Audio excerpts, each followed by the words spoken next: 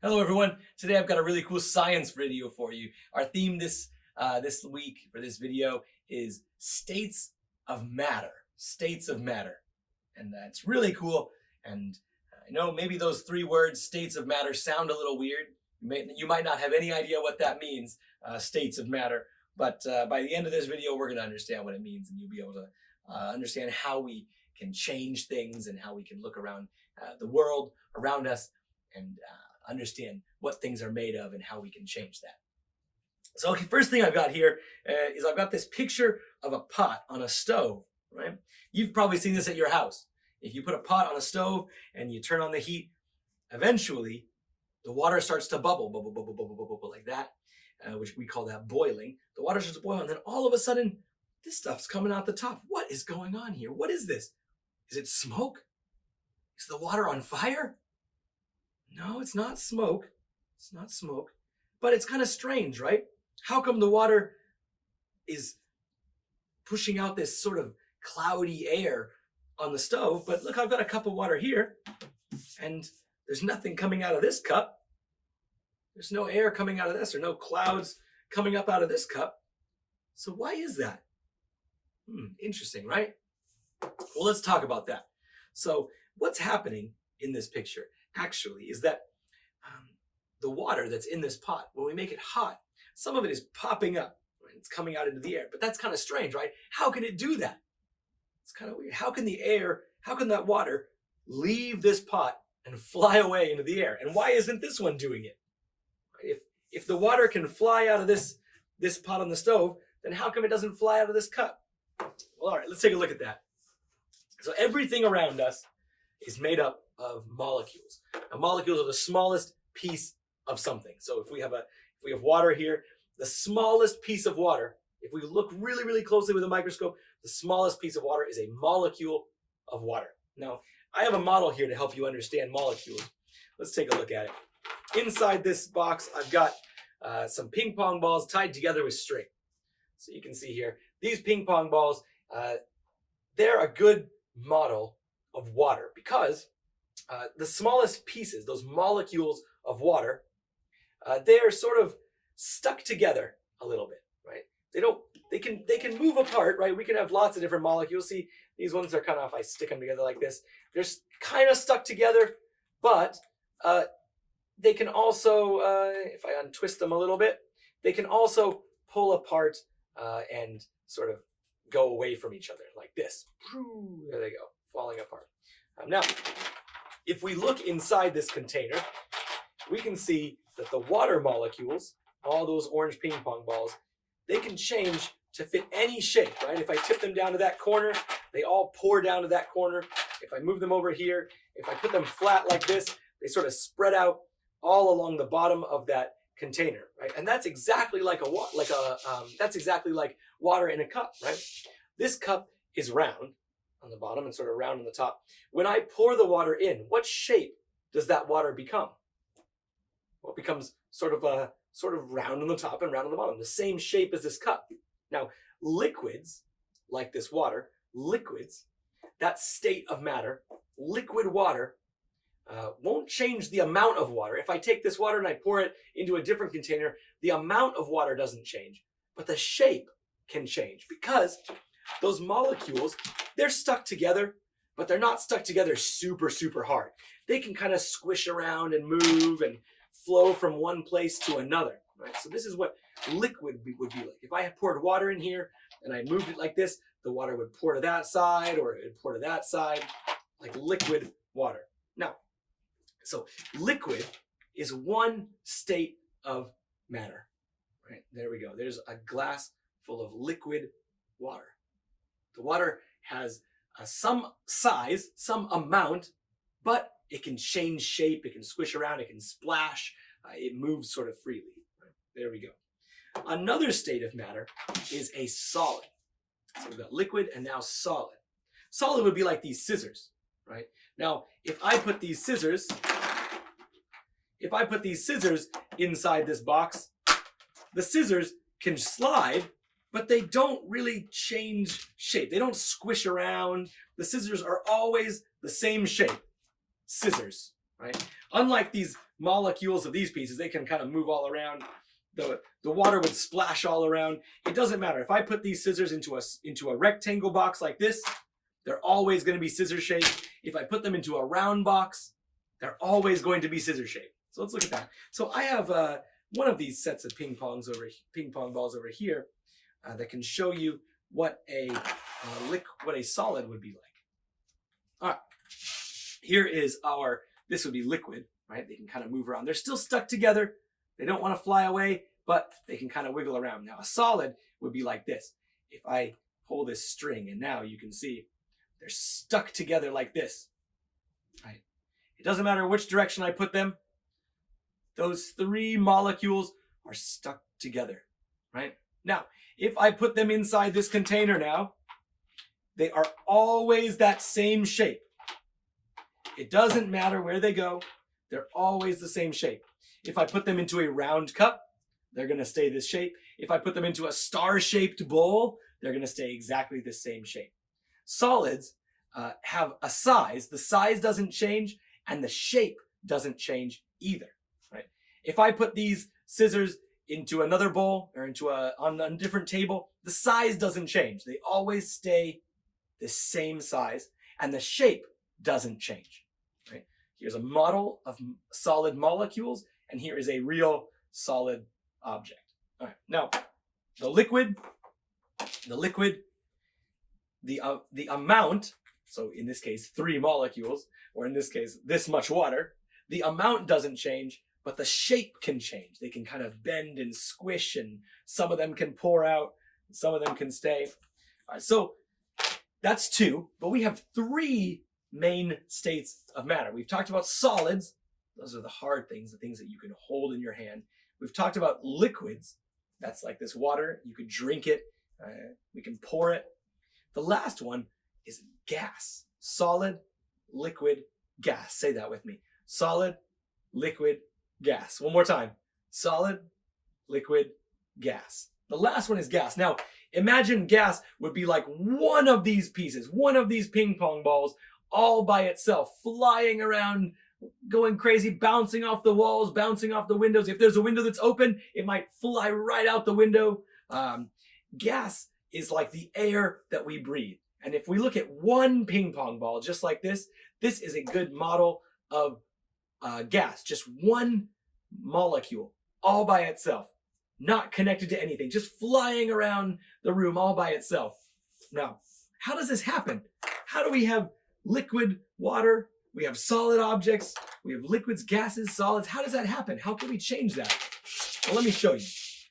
First, let's talk a little bit about some words, some changing words. I've got some important changing words here. I'm going to read them out to you, and then in a second, we're going to learn how we can use them, how we can make them change. So here we go. We've got a bunch of different words on the table.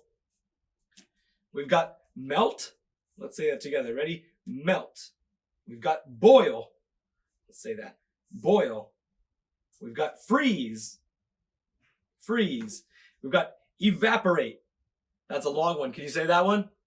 Evaporate.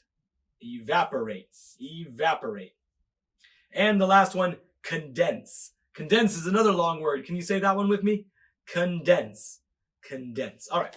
So we've got a bunch of different words here. And we know that there are 3 states of matter, 3 normal states of matter that we see all the time.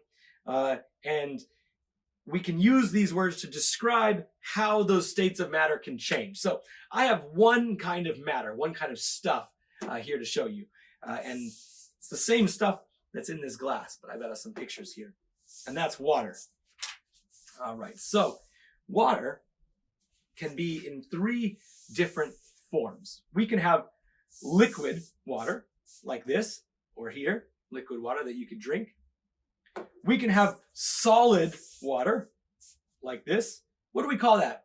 Do you know what the name for this is? If you take water and you make it a solid, like this, you might put a couple of them in your drink to make it cold. That is called ice, right? Ice. So we've got liquid water, we've got solid water, we call that ice. And then over here, we've got water as a gas. So this is kind of like clouds in the sky. It's water as a gas. It's in the air. There's water all around you right now. If you take a breath in, you breathe in some water. And if you breathe out, you can breathe out a lot of water. In fact, a great experiment to do at home is to go find a piece of glass. You can use your window, right? Walk up to your window, take a deep breath, put your mouth close to the glass, and then breathe out through your mouth. Like that. And what's going to happen to that window? Well, the water that's in your breath, in your air, the water is going to hit that glass and it's going to get cold and we'll be able to see it. We'll talk about that word in a second. But that's an experiment you can do to see the air, the water that's in the air. So, okay, 3 states of matter, 3 different types, but all the same material. Always water. Liquid water, solid water, gas water. All right. So how can we change it? And what do we call those changes? Well, the way that we change, usually, the way that we change materials from a solid to a liquid or a gas, the way we change the state of the matter from solid to liquid to gas is using energy. And usually that energy comes from either heat, like, fire, like the stove, the pot on the stove, or cold, like maybe putting something in the refrigerator. Now, we can think of it like this. The fire is giving energy, adding energy, and the ice is taking away energy. Okay, so the fire is giving energy, and the ice is taking away energy. Which one of these 2 gives energy? Do you remember? I hope you said the fire. The fire gives the energy. So that means that the ice does, or the cold, not ice, but the cold does what? The heat gives the energy and the cold takes away the energy. Gives the energy and takes away the energy. All right, so let's start with some ice. Now, ice is already very, very cold. So if we put the ice here and we make it colder, nothing already happens. Nothing happens. It's already frozen, right? We can't make it more frozen. It's already frozen. But if we move this ice over here and the heat from this fire starts to add energy, it starts giving energy to that ice, well, what is going to happen is that this ice will melt. It will change. It's going to change from a solid, and then that ice will melt into a liquid. It'll melt into a liquid. So a solid can melt into a liquid. A solid can melt into a liquid. All right. That's the word melt. Let's move it over there for now. Now we've got a liquid, right? Because we melted our ice, so now we've got this liquid. Okay, this is liquid water, right? Now, we could do 2 things. We could either take away the energy to make it colder and take away its energy, or we could give it some energy and we can add energy by making it warmer. So we've got 2 different names then, right? Because we can do both of those things, right? The ice can only melt, but the liquid water can do 2 things. So if we take away the energy from the liquid water, we are going to turn it into ice, right? Do you know what that's called? What that word is? Ooh, maybe some of you can read this. It says freeze. We will freeze the liquid water and we will change it back into solid water. So liquid water can freeze into solid water, right? It can freeze into solid. Solid can melt into a liquid, and a liquid can freeze into a solid. There we go. All right. But that's not the only thing. Of course, we can freeze it by putting it over here with the cold, but we can also make this water warm. Do you know what's going to happen if we make this water warm? It will boil. It will boil. If we put it in a pot, we put that pot on the stove, and we add lots of heat, we add lots of energy, it will boil. And that means that those pieces of those molecules that are usually stuck together Here we go. Let's start with a solid. We've got them like this. First they were a solid, then we added some energy and they started to move around. Whoa, and they started to spread out, but they're still kind of stuck together. Now it's a liquid. Now it melted into a liquid. And if we keep adding energy, if we boil this liquid water, eventually these pieces are going to get so much energy that they're going to start to pull apart and try and bounce away and fly away. And eventually, if it gets hot enough, some of these pieces will pop off and fly away, fly all around the room. And that is called boiling. If we add lots of energy to make these things really bounce all around with each other, some of them might bounce away and fly away. And that means they've changed into a gas. So we can take a liquid and we can boil it into a gas. Now, there's another word that we use to change a liquid into a gas. Boiling means adding a lot of energy to make it really, really hot and having those little molecules fly away. We can boil it, but there's another word, and that is evaporate. A liquid can also evaporate into a gas. Now, boiling is kind of fast, right? When you see the pot on the stove, lots of bubbles and lots of steam is coming up and flying away. Evaporation is slow. It's very, very slow. If you take a shirt, maybe you were washing your clothes in the washing machine, and then it's all done washing, and you take it and you hang it up, even though it's wet, right? You might hang it up on a hanger or hang it up on clips. What happens to that shirt? Maybe it's a shirt, maybe it's a pair of pants. You know what happens to it? Does it stay wet forever once it's wet? No, it starts to dry, right? It starts to dry. But where is that water going? Is it magic? Is the water just disappearing? No, the water is actually changing into a gas. And some of those little water molecules are getting a little bit more energy from the warm air around it, and they're starting to fly away into a gas, fly away from that shirt or those pants. And that is called evaporation, or evaporate, if something can evaporate. So now evaporation is usually very slow, right? If you take a pair of pants and you just wash them and they're all wet and you hang them up, it's going to take a long time for those pants to dry. It's going to take a long time for that liquid water to evaporate into a gas. Some things evaporate very quickly, like alcohol spray. Maybe you've put alcohol spray on your hands and you rub your hands together.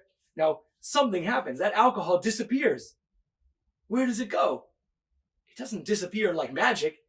It's actually evaporating into a gas and just flying off into the air, some of it. So there's two words we can use to describe changing the state of a liquid into a gas. We can boil or evaporate. The liquid can boil or it can evaporate. Boiling is usually pretty fast, but it takes a lot of energy. We need to put a lot of energy using the stove. And evaporate is very slow, but we don't have to put much energy in, right? Just the energy from the sun, from the sunshine. All right, so now we boiled our water, and now we've got this steam, this gas, right? The gas water that's flying around in the air.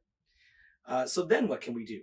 Well, it's already super hot. We already gave those molecules tons of energy, and now they're flying all around the room. So we can't give them any more energy, right? We already gave them so much energy that they flew apart from each other. We can't give them any more energy, but we could take away its energy. We could take away the energy of this steam, and if we do that, what happens is that gas water will condense back into liquid water. It will condense into liquid water. And that is what's happening when you take a deep breath and breathe out onto a piece of glass. Because what's happening is the air and the water that's in your air inside your body is quite warm. And when you blow out, especially onto a cold window, like right in wintertime, when you blow out onto that cold window, that some of the water molecules, when they hit the cold window, they start to squeeze back closer together, right? Instead of like this, instead of maybe we've got two pieces. When I breathe out, instead of those two pieces flying away from each other, they start to lose their energy. And when they lose their energy, they start to get closer together until they're sort of stuck together again, like a liquid, right? So we can see that. We can make water condense on the cold glass just by breathing out. So after this video, make sure you go over to some glass or a mirror in your house and breathe out and watch the water collect. Watch that gas condense into liquid water on that. And if you breathe out a lot onto the glass in the same place, like for a long time, eventually there would be so much water that it would start to drip down. Then you would really be able to see that, but it might take a long time. Now, so there we go. We've got 3 different states of matter. We've got, let's move these out of the way. We've got a solid, liquid, and gas. And we can see that we can change between these by either adding energy or taking away energy, right? If we add energy to a solid, it will melt into a liquid. And if we add energy to a liquid, it will boil or evaporate into a gas. If we start with a liquid and we take away the energy, it will freeze into a solid. And if we start here and we have a gas and we take away its energy, it will condense into a liquid. So there you go. That's a little bit about the states of matter. Remember, we have 3 main states of matter. There's one more sort of secret state of matter. It's called plasma, and you can see it with lightning strikes and stuff like that. But we don't usually see that one, so we don't usually talk about it because it doesn't really happen all around us, like water, like solids and liquids and gases. So I hope you enjoyed learning about these different states of matter. Let's look one more time at, before we go, let's look one more time at this model here. We can imagine that if we had one piece just all by itself flying around, that would be like a gas. When we start taking away their energy and they start getting a little bit stuck together, that is like a liquid. And when we take away even more energy, they start getting closer together, and then eventually they get kind of stuck together, they freeze into a solid. So there you go. Solid, liquid, and gas flying all around the room around you. There you go. I hope you enjoyed this video. Go around and see how many solid liquids and gases you can find inside your house. See you next time.